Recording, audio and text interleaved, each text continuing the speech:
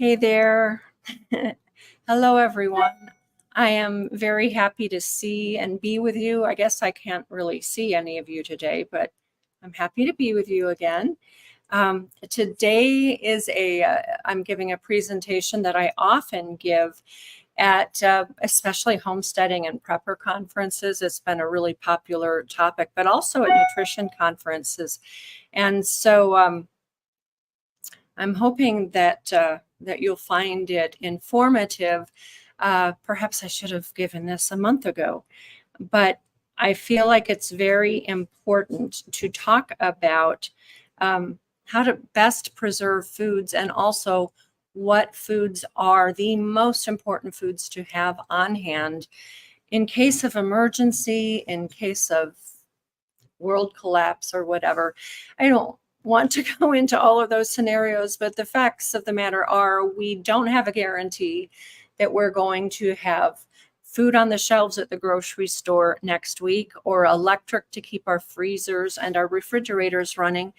And so a lot of people, including me, have given a lot of thought into what are the best foods, the most important foods that we should always have on hand for health and nutrition, but also enjoyment, but primarily health and nutrition, in case the poo hits the fan, or in case you have a breakdown, you're unemployed for a time, you don't have money coming in. What are the most important things to always have on hand?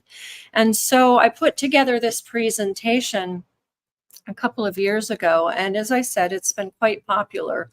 I gave it again recently twice, and it was very well received, and I've tweaked and added and made some changes. And so today I'm sharing this with you. So I'm going to start with the title, A Survey of Food Preservation Methods, but this is about more than just food preservation. It is also about what are the best foods to always be sure to have on hand? Because if there is a disaster of any kind, you don't want to just have food on hand that stores well, that will fill your belly, but instead, we want to be able to have foods that keep our bodies strong and healthy, and foods that build strength, that help us to recover from illness and from injury. So with that in mind, we're going to get started. And feel free to ask questions. I hope you will have some along the way or ask later. But in thinking this through from the beginning, I'm realizing, or did realize, that of course, people have always needed to preserve food. That's always been a need. And we're not dumb. Even from the earliest of time, people figured out, or maybe they were guided in the very beginning to know what the best methods were to preserving the foods that we need. So we have things like canning, which is actually pretty new on the historical scene. Canning became an option in the mid to late 1800s. So its history is not that long. And we'll go into that in a moment. We've also, of course, been able to freeze food. Now, in times gone by, people could freeze if they had a permafrost, or keep things cold if they had permafrost and root cellaring. Again, we'll get into that a little bit. Drying has always been popular. Root cellaring, salt curing, fat curing, smoking, and fermentation, which is actually one of my most favorites. So we're going to take a little look at each of these things and a little bit more. We're going to talk about what has the greatest food value. First, let's talk about canning. I get in trouble sometimes with people when I talk about canning because I don't speak of it in a favorable way, generally, in particular high pressure canning. So canning is good, of course, to preserve in the long term many different foods. It's an efficient means of preserving everything from meat to vegetables to fruit. However, it's not really the best way if you're looking for nutrition.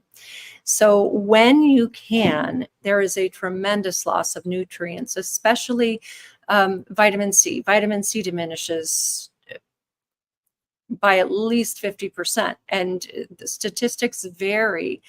But in particular, if you are high pressure canning, you're going to lose almost all of your nutrient value. So we lose the vitamins, and we also, oh my goodness, I can't even read this because my little slide is covering it up. Okay. Anyway, we end up with a product that doesn't taste the same. It does not have the same mouthfeel, and it does not have the same nutrient content when we are canning.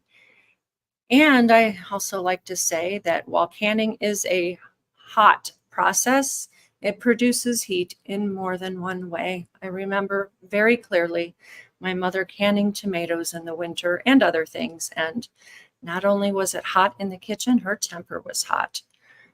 I appreciate now all the work that she did to make sure that we had food into the winter months, but this is not the best means of preserving foods. Oh, we're going to go right past that slide. So I like to say it's been lovely, but now I think I have to scream. Okay, we'll move on. Let's talk about charcuterie for a moment. Charcuterie is just taking a piece of meat and salting it, usually with herbs and other flavorings. You're salting it, and then you are decreasing the weight by, I like to say 33%, some say 30, but I think to play it safe, 33 to 35%. And so here is an example of a beef roast that I am currently salt curing. This is in a mixture of Celtic sea salt, or rather Redmond Real Salt, and freshly grated thyme and bay leaves, and I don't remember what else. But I started out with a 3-pound roast. This is now about halfway there. It still needs to dry out some more, but this piece of meat is not going bad. It's been salted about 2.5 weeks ago, and it immediately lost quite a bit of moisture, but it's still in the process. And a little bit later today, I'll rub some more salt into it. The salt, of course, draws moisture out of the meat. And once you have decreased the weight of the meat by, again, I say 33 to 35%, that piece of meat is cured, and it can then be wrapped and hung in a dry, cool place. It can be kept in the back of the refrigerator uncovered. It can be in a cool, dark place, corner of the pantry or root cellar. But that is good to go. Now, you may have noticed that there was a little bit of mold on the surface. You probably can't really tell. I just wiped that off. It does not affect the interior at all. I just cut that off when it's time to eat it. But when this piece of meat is done, I will slice it thinly and use it as lunch meat. We're almost there. I think my husband will enjoy it. I have a plate full of assorted salamis as well. These are pre-sliced. I did not do these. I just bring these out as an example of charcuterie, which is preserved primarily with salt and fat, I will add, because there's a lot of fat. When you are making a sausage or a salami, you are grinding the meat, you're adding a lot of fat, and then you're wrapping it up, packing it tightly, and salting and or smoking. The smoking also preserves the meat. This is a way to preserve meat without having to have refrigeration. I think that's really cool, and I think it's important to know. Here are some other examples. Salted fish. This is still a common way of preserving fish, particularly in the Mediterranean and the North Atlantic regions, as well as African coastal countries.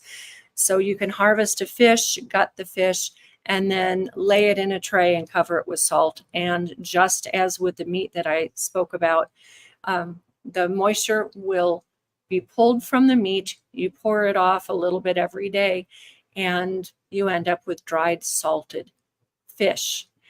The lovely charcuterie in this image it represents a variety of types of naturally cured charcuterie, all of which taste delicious and do not require any cooking, just as with my beef.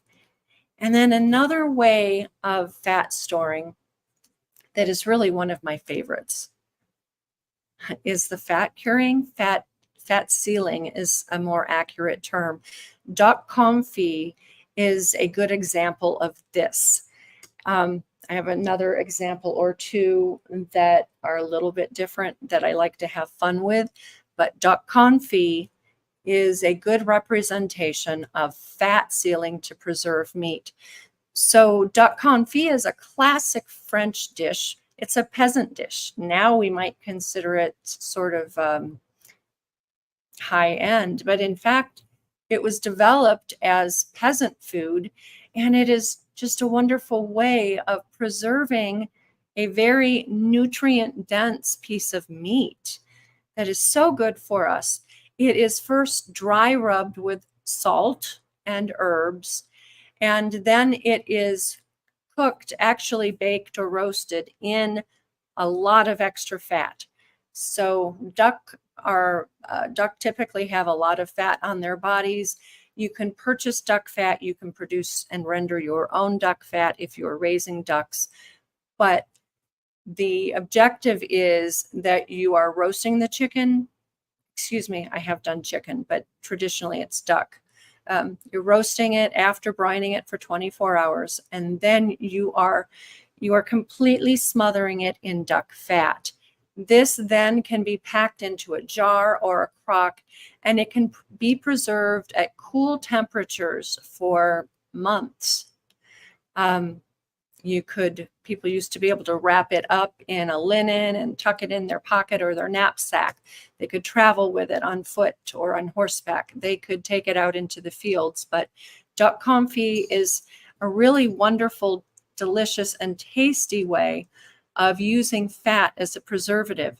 Now, I got my idea beyond just the duck confit from a book that I read to my children years ago titled Ralph Moody, Father and I Were Ranchers was the first in the series. And why I can't say it right now, I don't know. But the idea is that in one of the books chronicling the life of Ralph Moody and his formative years, he was a young man out west trying to earn an honest and good living. He had the opportunity to provide food for the railroad workers as they're building the railroad across the United States. In order to get the contract, one of the things that he needed to provide was breakfast sausage.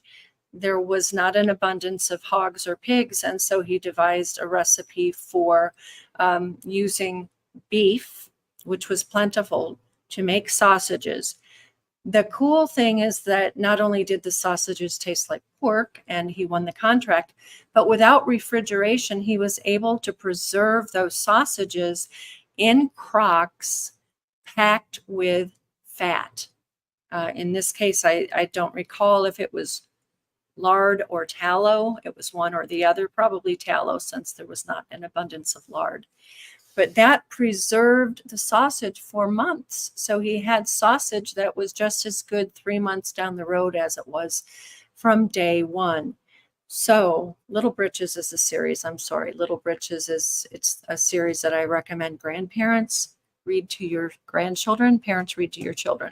But this was one of the things I picked up, and I was fascinated by it. And I do use fat curing for many things now. This does include stock. When I make my stock, I typically do reduce it. We'll get into that a little bit further later. But I allow a layer of the schmaltz, the chicken fat, to remain on the surface to seal the stock. Now, I'm not going to say that you can put this in your refrigerator and 6 months later, your stock is going to be just as fresh as day one, but it does preserve it for quite a while. Probably the longest that I have left my sealed stock in the refrigerator before I use it It's at least a month, maybe 2. And as long as that fat seal is not broken, the stock is fine. Your nose will tell you whether it's fine or not. I've also added melted ghee to the surface if there wasn't enough fat present, which is pretty rare with pastured poultry, but it has happened. So that fat seal is a good way to preserve foods also. And, I'm going to show something right now that I will come back to. These are tomatoes from my garden that are preserved in olive oil. I dehydrated them first, and then I packed them into olive oil with herbs. We'll come back to that in a little bit. Okay, now let's talk about root cellaring. Oh, we'll go back here. Root cellaring is also an age-old means of storing and saving many foods from the garden, foods from the orchard, your charcuterie that can hang in a root cellar. And the key to root cellaring is having a cool, appropriately humidified, not too wet, not too dry, actually more on the dry side, but dark environment where you can store perhaps bins such as wooden crates filled with apples and potatoes, or stored things like this in straw in barrels. But it needs to be dry. It needs to be up off the floor. It needs to be cool, though not cold, and dark to retard mold and bacterial growth. So root cellaring is a really important way and an age-old way that works very well for storing many things. If you can create a root cellar in a corner of your dark, cool basement, or build something into your backyard, cover it with earth, dig into the hillside, or whatever. All right, here's the piece of meat that I just showed you, salted and herbed, and I'm sorry that snuck in there. Here are some other things that can be dried and stored with fat and with salt.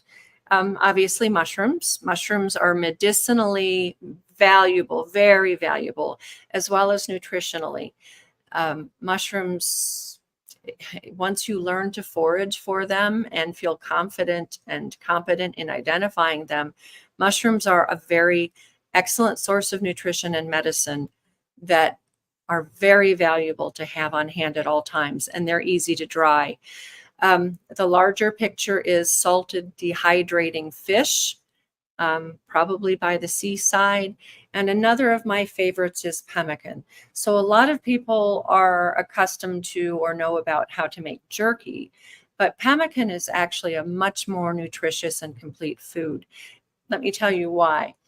When you take a source of protein, such as beef or pork, and you eat it without the fat and without other fat, this includes those protein powders, by the way, that people go for. When you have the protein without the fat-soluble activators, your gut has to draw from your vitamin A reserves inside your body to metabolize that protein. This can cause an imbalance of vitamin D and vitamin A and an inadequate amount of vitamin A in your body. Pemmican, on the other hand, is an incredibly nutritious, and I'm not going to say delicious because I don't love the taste of it. I like the taste of it. And you can change the taste according to what spices and berries you add. But it is a complete wonderful food because it's protein and it's fat and it's salt. You don't have to cook it. You can just dehydrate it and it will keep for months, if not years.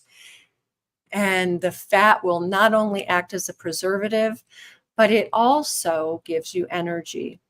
So I have a friend who told me about honeymooning in the Grand Canyon. This has been 30 couple years ago now. He and his wife were athletes and they were into the low-fat, high nut grains, vegetables, seed kind of diet. They hiked with jerky and with trail mix, and they about died trying to return from their hike. They had no energy. They were totally wiped out, and it truly was a matter of life or death for them to get up out of the canyon. Well, decades later, they did the same hike, but they didn't take jerky and trail mix. They took real whole food. Pemmican is a wonderful food for this very thing and this very purpose. It provides the fuel in the form of fat-based energy, as well as the protein that the body needs to keep the muscles building and rebuilding through strenuous activity. And then we typically use some dried berries in that mixture, so you'll get nutrients such as vitamin C from those berries, and an enjoyable flavor. So even if all you had was a good batch of pemmican, and we'll post a recipe. I have a recipe. We'll post it in the show notes. You can survive on this stuff. I think you'd get pretty tired of it, but it is a very nutrient dense food full of good things that your body needs. All right, we'll talk about freezing. Now, again, if we're considering what things we might want to be able to preserve with or without electricity, freezing is not going to be your go-to. But let's say that we do have electric. I freeze dry some things, such as berries. I just lay them on a baking sheet and put them in my deep freeze for a few days until they are not only frozen, but they are also dried out because they've been uncovered and kept in sub-freezing temperatures. And then I can put them in bags or in jars and keep them in a cool, dark place. Freeze drying, of course, is a popular thing right now as well. And some of my friends have freeze dryers. I think it's a fabulous way to preserve food. I don't have the real estate space in my home, nor do I want to spend the money that it takes to purchase a freeze dryer, although I'd love to have one. But provided there is not any question of electricity, freeze drying really is a super good way of preserving all kinds of food. So if you are so inclined and able, I would actually recommend freeze drying for many things. I have a friend who freeze dries even ice cream sandwiches now. I don't eat ice cream sandwiches, but I did try one of hers because she said people just love it. And I can't say that I did. But you can freeze dry just about anything. You can make a slurry of vegetables, grind them up, freeze dry them on trays. You can freeze dry berries. You can freeze dry meats. You can freeze dry almost anything, and then you can store it in bags. I suck the air out anyway, not from freeze drying, but generally I suck the air out of the bag, and you can buy those silicone bags and the system that sucks the air out, and then you can seal. But that's key. You want to seal it from air so that it doesn't get contaminated with more moisture from the air. So what are we going to freeze dry? You can freeze dry tomatoes. You can slice up your potatoes and freeze dry potatoes. You can freeze dry cabbage. You can freeze dry a lot of things. And I'm just going to go back to this idea. So let's talk about drying, not necessarily freeze drying. We're talking about nutrient density for health and healing. And so I brought a couple of examples, or a few, of things that I've purchased, but you can make yourself, and I have, sometimes I do, but are things that are dried. Here's my favorite. The last several days, I have been very low energy, tired, needing to take a nap. And I'm thinking, this happened 2 or 3 weeks ago also. What is wrong with me? Why am I so tired? Well, it's because I wasn't taking my energizing morning blend. So guess what's in my crazy chicken lady cup today?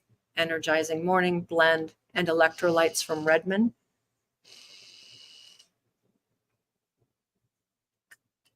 Oh, that's good.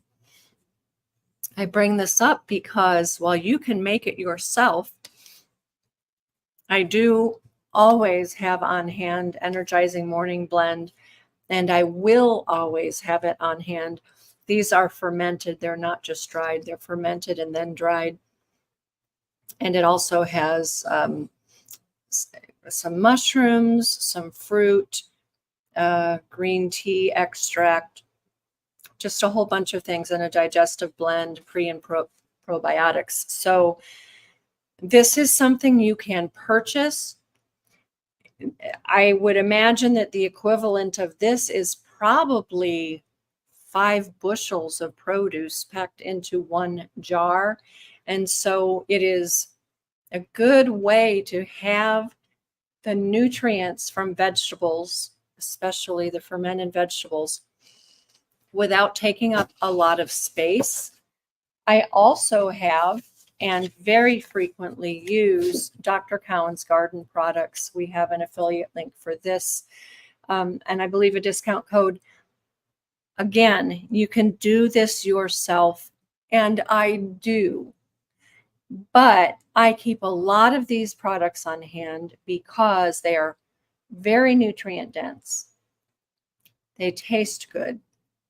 I can add them to just about anything. So whether you are dehydrating and powdering vegetables yourself or purchasing them like from Dr. Cowan's garden or from Natural Hope Herbals,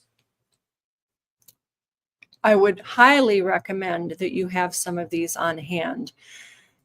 We've had a couple of shows where we've talked about carnivore diet, and I did the carnivore diet for 3 weeks, but going into it, I said, I'm not going to be pure carnivore. I need my energizing morning blend. I need my dehydrated greens, and I simply do not feel well without them. So I recommend that. Also, Pluck, the organ meat seasoning. I have pure Pluck in my pantry also, which is just the organ meat, because this is a powerhouse of nutrients, animal-based nutrients. It's all organ meat. Well, this has seasonings and spices in it, so you can sprinkle it on anything, this particular one. But the organ meats are super critical. So whether, again, you're slicing them thinly and dehydrating them in a freeze dryer, or I have screens that my husband built for me so that I can solar and air dry also, then you can get to the point that you can powder. You can powder in a food processor. You can powder in a coffee mill or some other kind of food mill. So do it. It takes up very little space. If you dry, you get a lot by volume, a lot of nutrients. So drying is actually one of my favorite things. And back to my tomatoes. I sliced all of these thinly and laid them on a mesh screen. And these I actually dried in my oven set to 150.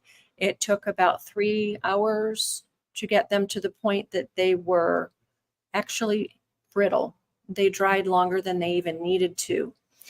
Just dry, they will keep for many months as long as you keep them from being exposed to moisture in the air. But when you fill the jar with fat of any kind, but of course olive oil makes sense, doesn't it? And I pack some herbs in there. I also dried garlic. So there's dried garlic in here, and then fresh marjoram and basil. My grandchildren like to snack on these, but they're also good topped on salads or just eaten out of hand. So another good way, this was about 3 pounds of tomatoes when I started, and it weighed almost nothing when I was done dehydrating. And then I just put it in the jar and cover it with olive oil and the herbs, and we're good to go. Now, let me see where I am with, I'll come back to that. Actually, let me come back to it now. Okay, freeze drying, fermenting. We'll talk about fermenting. Fermenting, and the last thing I'm going to show you, I won't tell you yet. I'm going to have you guess. But fermenting is my favorite way of preserving vegetables generally. And I'm just going to show you what I did. Oh, here is a gallon of garlic dill pickles. I fermented more than 2 gallons of garlic dill. This is all I have left. I make sure that there is more than ample brine because I use the brine medicinally. But these will keep in a cold place for an infinite amount of time. They will keep in a cool place for many months, if not a year or more. Now, you can take these pickles, or you could take fermented sauerkraut, and you can run it through a food mill or a blender or a Vitamix, and you can dry this at low temperature and preserve all of the goodness from these pickles. So unlike canning, don't can your fermented anything, please. But unlike canning pickles, where you use vinegar instead of fermentation, you're destroying most of the nutrients, as we've already gone over, whereas fermenting multiplies the nutrients. With sauerkraut, for instance, vitamin C increases by as much as 90%. Everything explodes when you ferment. Oh, I shouldn't have said that way because actually sometimes things do explode. You have to allow for the release of carbon dioxide. The jar that I showed you actually has a gasket in the lid, and I put a water seal in that so that the bubbles, the carbon dioxide can bubble out, but air can't get in. But I also usually just do a jar, and I crack the jar every day. If it's really warm, I'll do it several times a day to release the carbon dioxide so you don't have an actual explosion. If you're concerned you're going away and you have things fermenting, maybe tuck them in the fridge to slow the fermentation down. But pickles take 3 to 5 days. Sauerkraut, 5 to 7 days is good. There are different times for different materials. We do have a class online. You can find that on our website at godsgoodtable.com. We have a class about fermentation. So if you're interested in learning more and getting a lot of ideas, you can take that class. It's very reasonably priced and very helpful. So another type of fermentation is dairy, cultured raw dairy. And it may not be easy to store long-term dairy, fresh raw dairy. We recommend dairy that hasn't been pasteurized from animals that are naturally raised, that are on pasture, that are rotated, that are clean. And traditionally, peoples around the world, most cultures that Dr. Price studied, for instance, they utilized dairy, but they didn't have a way to keep milk cold. And so what did they do? They made cheese out of it. They made cheese, they made yogurt, kefir, skyr, and various other things. But cheese is the quintessential way of preserving the nutrient quality of your dairy products. So even if you're concerned about the world collapsing or the electrical grid going down, you can keep cheese on hand for protein, for fat, for vitamins A, D, and K, as well as others. And you can store it relatively easily in a cool, dark place. It will age, it will continue to age, but it will not go bad as long as you're not cutting into it. So cheese is one way of preserving things like that. The other thing that I think is super, super valuable nutrition-wise is not just butter, but ghee. So butter from grass-fed animals, particularly when they're eating the rapidly growing grasses and herbs in the spring and the fall, they will then, the animals will produce even more, even higher nutrient quality in their milk. And so when you take the butter from that milk, you're getting all of the goodness from that dairy. But if you make ghee or clarified butter, or you simply buy, we love the Simply Ghee gals, and so I keep Simply Ghee on hand. But this will stay good and clean, and it won't go sour for months. I don't actually know how long it will keep. I've had this jar for at least a year, and there's absolutely nothing wrong with it. I've kept ghee in my refrigerator, but also on my counter for a month or two at a time. It doesn't go bad. It would have to be consistently pretty warm, if not even hot. And then I'm not sure it would go bad. But because the moisture is gone, this is pure fat, you're getting all of the nutrients from that butter. You're getting a source of energy and also a source of flavor. So ghee or clarified butter is one of those foods that I think is really important to always have stuffed somewhere, stored in the pantry, stored somewhere, because it is a very important source of nutrients. So something I don't want to be without. And by the way, if you're dairy intolerant, I have never met anyone ever in my life who was intolerant to ghee. All of the milk solids are removed in the processing, and therefore the very irritants that cause people to have a problem with dairy are gone. So you can try this. All right. I keep just a couple of purchased canned things in my pantry for emergency use, including tuna fish and salmon, sardines, anchovies, mackerel.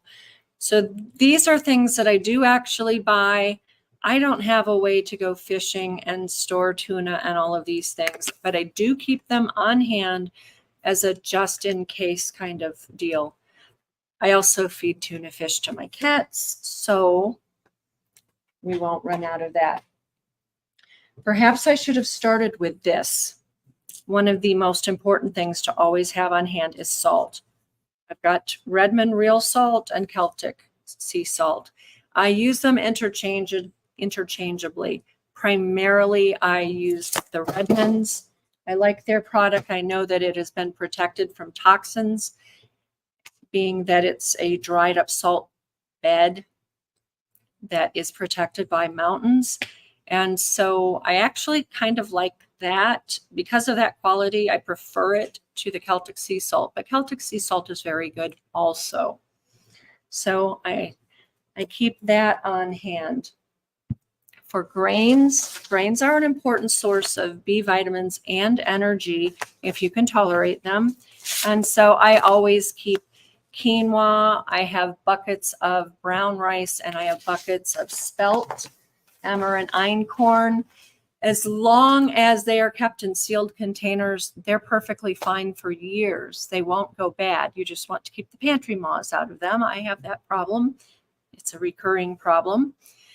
But otherwise, in a sealed container, having grains on hand is one way to make sure that you can always have some of the nutrients that our bodies need.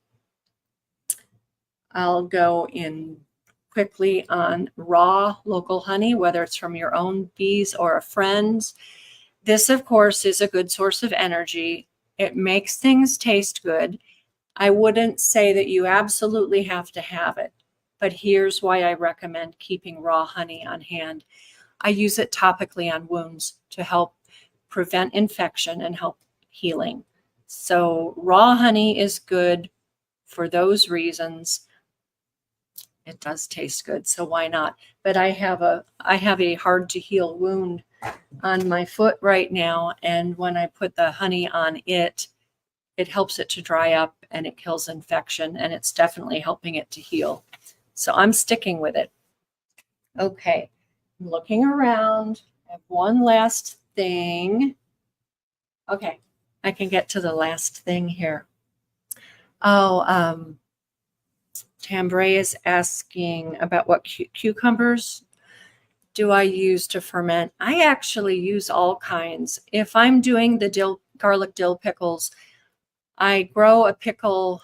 I don't remember the name of it, but it's smaller. But I also have market moors and something else growing that get big. And those, let's see if I can find some in here.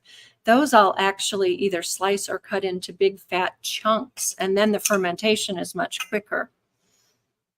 But, okay, there's one of my garlic dills. But I had also poured into here from another jar.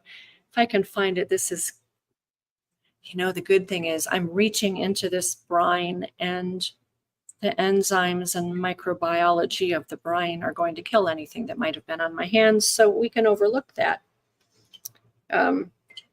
Okay, I'm not finding, the big chunks are down at the bottom, but here's a chunk. So if I have larger cucumbers and I don't have time to do anything else with them, I just chunk them up. Yum. But I think the juice is the best thing medicinally.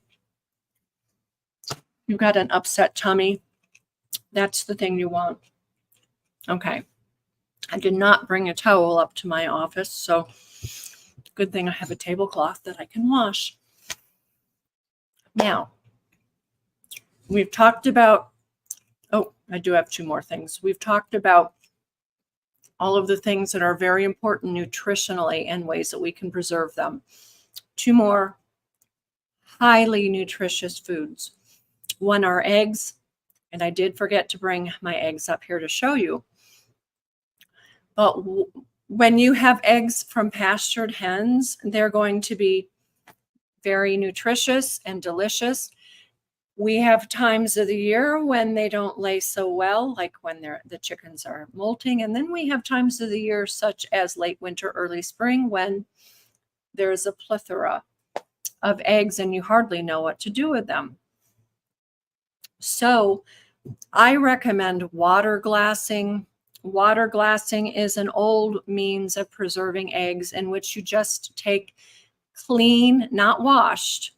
You don't want to wash the coating, the protective coating that naturally appears on the eggshell. But wipe off all the debris, pack them into jars, and then you're going to mix 1 ounce of pickling lime or hydrated lime with 1 quart of distilled water. Mix it together to dissolve and pour it over. You need to have the eggs completely completely submerged by a couple of inches anyway, because you might get floating action happening. But you leave them in the water glassing solution for months or a year. They will keep. And then when you want to eat an egg, you fish it out of the jar, rinse it off, and then you can feel free to use it raw or make fried eggs or omelets, whatever you want to do. But because eggs are so nutritious, I do recommend stockpiling eggs. It doesn't have to be in this way, but it is, I think, the easiest way to store eggs. Another way would just be simply scrambling them and then freeze drying. So if you have a freeze dryer, knock yourself out, freeze dry some eggs, because between eggs, ghee, and salt, and the Pluck, the organ meats, you just almost can't go wrong. It's a powerhouse. Grab a piece of cheese to go with that. But here is my last really fun thing. So if you're thinking about which foods are the most nutritious, the most nutrient dense, the most important for health and healing, including gut healing, where does your mind go? Just think a moment. Because what I'm going to show you is not yacon syrup, but it's in this little jar.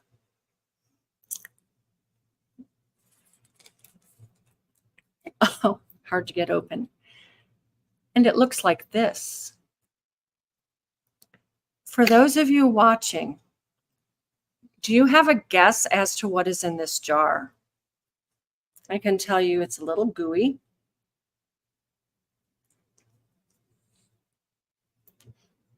It's intensely flavorful. And it is truly one of the most nutritious things you could ever eat.